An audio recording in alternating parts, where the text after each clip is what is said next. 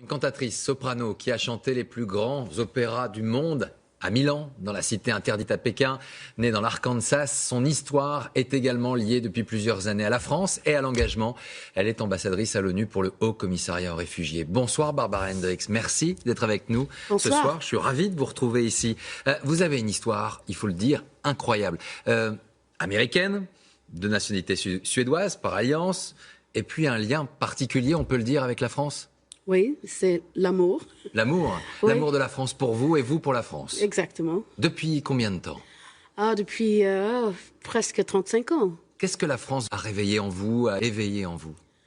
Je crois que la France m'a vu. J'ai dit, mais quand on regarde quelqu'un avec l'amour, l'image qu'on voit de cette personne, c'est quelque chose de très précieux.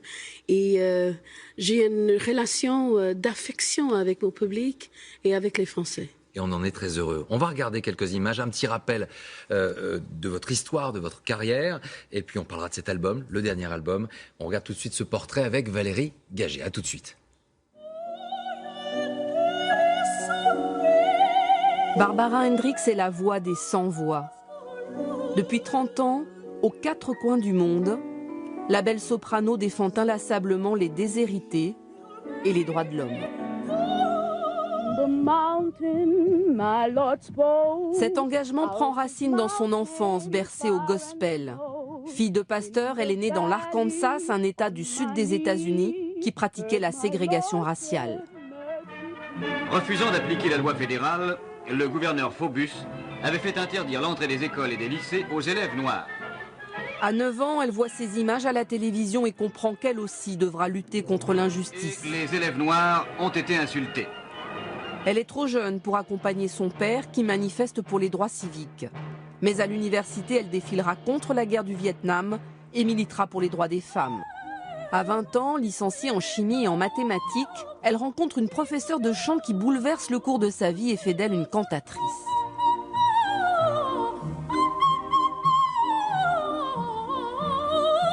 Dès 1987, elle devient ambassadrice du Haut Commissariat des Nations Unies pour les réfugiés. Elle se rend alors dans de nombreux camps, comme ici en Thaïlande. Je crois qu'il faut faire quelque chose pour ces petits, qu'ils connaissent une autre vie que les camps de réfugiés. Pour la paix, elle est toujours prête à s'engager. Au plein cœur de la guerre en ex-Yougoslavie, elle fait acte de résistance en donnant 2 concerts à Dubrovnik et à Sarajevo. L'un de ses souvenirs les plus forts, dit-elle.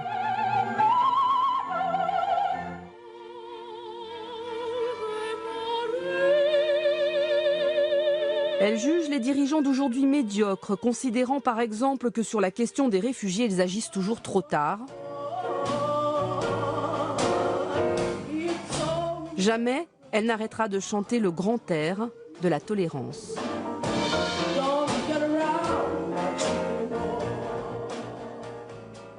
Et Barbara Hendricks est avec nous.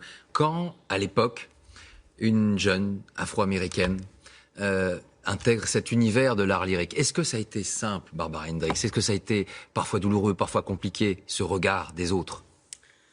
Moi, je veux dire que c'était simple parce que moi, je n'avais pas d'attente. Et c'était simple parce que moi, je suis restée simple. Oui. Et les autres ont toujours su l'être avec vous? Pas tout le monde. Pas tout le monde. Mais je trouve ça bien de ne pas voir tout le monde.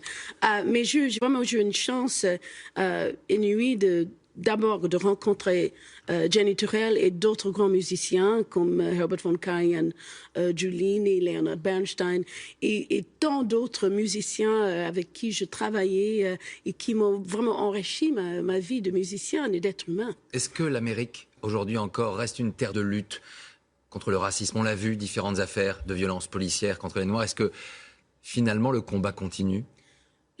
Pas seulement aux États-Unis. Oui, je dis, mais c'est peut-être un peu plus douloureux pour moi aux États-Unis, parce qu'à 20 ans, vraiment, j'ai cru qu'il y en avait avancé tellement après Martin Luther King, Rosa Parks et tous ces gens qui ont sacrifié tellement pour ma génération. Bien sûr. Et de voir l'état des des relations raciales, malgré le fait que Barack Obama est président, ou peut-être parce qu'il est devenu président des États-Unis. Oui, ça me fait mal. Mais vous savez, si on regarde les actualités d'aujourd'hui, je crois qu'il y a une folie de peur et de haine un peu partout dans le monde. Ici aussi, en France, en Europe, partout. Vous êtes une Européenne avec cette nationalité suédoise. Vous voyez qu'il y a un repli sur soi de plus en plus, des propos xénophobes qui sont prononcés. Quel est votre message aujourd'hui ? Moi, je crois que je trouvais ça fantastique. Je dis là, tous les Européens, les citoyens qui ont accueilli les réfugiés de Syrie, et je crois que notre combat doit commencer avec nous. Il ne faut pas attendre les dirigeants parce qu'ils n'ont rien fait jusqu'ici. Ils ont 25 ans de parler de la xénophobie. Ils ont laissé un monologue à ceux qui parlent de la haine, qui parlent de la peur. Et bon, maintenant, j'ai vu la lumière dans les yeux des gens qui ont accueilli des gens. C'est cette lumière qu'il faut chercher. Et je crois que les Européens ont ces valeurs européennes. La raison pourquoi nous sommes cette union qui veut partager un avenir pacifique, je vois ça dans les citoyens européens et ce n'est pas du tout perdu. Il faut que nous, on pousse nos dirigeants de faire ce que nous, on a envie de faire, la vie qu'on a envie une vie de solidarité, égalité. Et je crois que ça, c'est les valeurs de l'Europe. Un message que vous aviez véhiculé lors d'un concert incroyable à Sarajevo, au cœur de l'Europe, au cœur de la haine de l'époque. Vous vous souvenez encore de ces visages que vous aviez en face de vous, ces visages amaigris, ces visages fatigués par ces années de guerre. Ça a été un moment fort de votre vie. Oui, très très fort. C'était parce que j'ai l'habitude de répéter avec l'orchestre en face de l'orchestre. Je tourne vers eux et c'est juste quand ils ont commencé de jouer l'Ave Maria de Schubert que je regardais le visage et c'était très difficile. Mais je savais que eux, ils n'attendaient pas du tout que moi, je pleure pour eux. Mais quand même, la musique de Schubert nous avait transformés dans ce moment très, très fort pour moi et pour eux. On a fait de tout le monde les battants parce qu'on était là pour résister à cette guerre qui était ridicule. La musique porteuse de messages. C'est un retour aux sources, cet album, avec le blues, avec cette histoire, avec l'Afrique, bien évidemment, forcément. Pourquoi ce retour vers le blues ? Moi, je suis traditionnaliste. Je dis, quand je chante une musique ou un style de musique, j'aimerais toujours aller dans les racines. Bon, je crois que maintenant, j'ai commencé avec le jazz il y a 20 ans. Oui.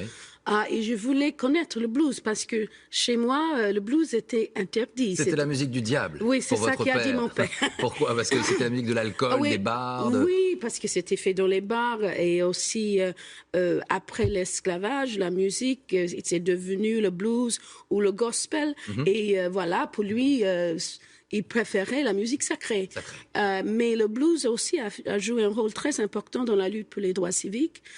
Et je vois qu'aujourd'hui, pour ce soir, quand je chante à Saint-Germain-en-Laye, je vais passer ce message de blues qui est il faut continuer de lutter parce que la liberté n'est pas donnée, c'est gagné. Et c'est gagné avec chaque génération. Il faut le faire. En plus, quel plaisir de lutter pour la liberté. Continuons à lutter pour la liberté. Merci pour votre message. On vous écoutera, on vous entendra encore avec plaisir ici en France. Merci Barbara Hendricks. Merci. On vous retrouve ce soir à Saint-Germain-en-Laye, ensuite à Deauville, à Biarritz, un peu partout en France et puis à la Philharmonie de Paris au mois de mars. À très bientôt. Merci.